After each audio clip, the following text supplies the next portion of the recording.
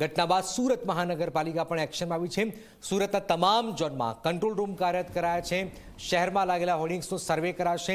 બાંધકામ સાઇટ પર કોઈ દુર્ઘટના ન બને તે માટે સૂચના છે। રોડ પર રહેતા લોકોને શેલ્ટર રૂમમાં ખસેડાયા છે। નમી ગયેલા જોખમી હોર્ડિંગ્સને દૂર કરવામાં આવ્યા છે।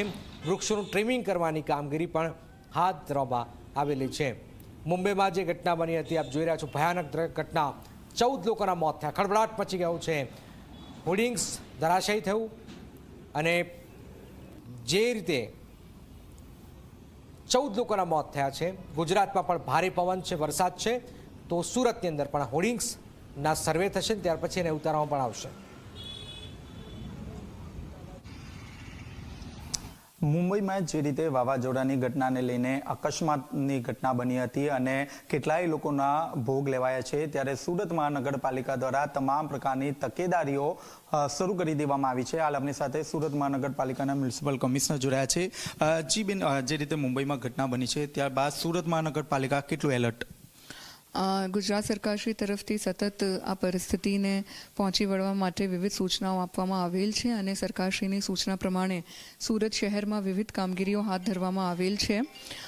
સૌથી પહેલાં તો બધા જ ઝોન્સમાં તાત્કાલિક અસરથી કંટ્રોલ રૂમ કાર્યરત કરી દેવામાં આવ્યા હતા અને સમગ્ર શહેરમાં જે પણ કોઈ જોખમી હોર્ડિંગ હોય અથવા તો કોઈ પડી જાય કે નમી જાય એવા કોઈ પણ હોર્ડિંગ્સ હોય એમનું સર્વે કરીને તાત્કાલિક અસરથી એમને દૂર કરવા માટેની સૂચના આપવામાં આવેલ છે।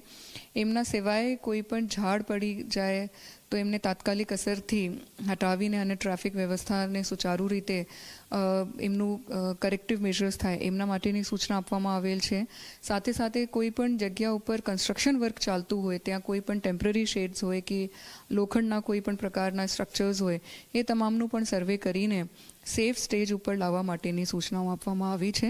સમગ્ર શહેરમાં બધા જ ઝોન્સમાં સુરત મહાનગરપાલિકાનું જો વહીવટી તંત્રની ટીમ્સ છે એ ફિલ્ડ ઉપર છે, સર્વે કરી રહી છે અને તમામ પરિસ્થિતિઓ ઉપર નજર રાખીને એમના કાર્યવાહી કરેક્ટિવ સ્ટેપ્સ કરી રહી છે। જી બેન, કોઈની જો બેદરકારી હશે તો કયા પ્રકારના પગલાં લેવાશે? આ જો તમામ કામગીરી છે ડિઝાસ્ટર મેનેજમેન્ટ એક્ટ પ્રમાણે કરવામાં આવી રહી છે, એટલે ડિઝાસ્ટર મેનેજમેન્ટ એક્ટ પ્રમાણે જે પણ કોઈ આ કામગીરીમાં અવરોધ ઊભું કરે અથવા તો કામગીરીમાં સહકાર નહીં આપે તો ડિઝાસ્ટર મેનેજમેન્ટ એક્ટ પ્રમાણે એમના સામે કાર્યવાહી કરી શકાય છે। તો આ મ્યુનિસિપલ કમિશનર જોએ સ્પષ્ટપણે કહ્યું છે કે દરેક જે ઝોન છે તે ઝોનમાં કંટ્રોલ રૂમ ઊભો કરી દેવામાં આવ્યો છે અને તમામ પ્રકારની જે તકેદારીઓ છે તે તકેદારીઓ લેવાનું શરૂ કરી દેવામાં આવ્યું છે। કેમેરામેન વિજય ભેસાણી સાથે ચેતન પટેલ, ઝી મીડિયા, સુરત। થોડી દેરમાં રીલ્સની રમઝટ દીક્ષિતા સાથે જોવાનું બોલું છું। રાજ્ય સહિત દેશ દુનિયાની ખબરો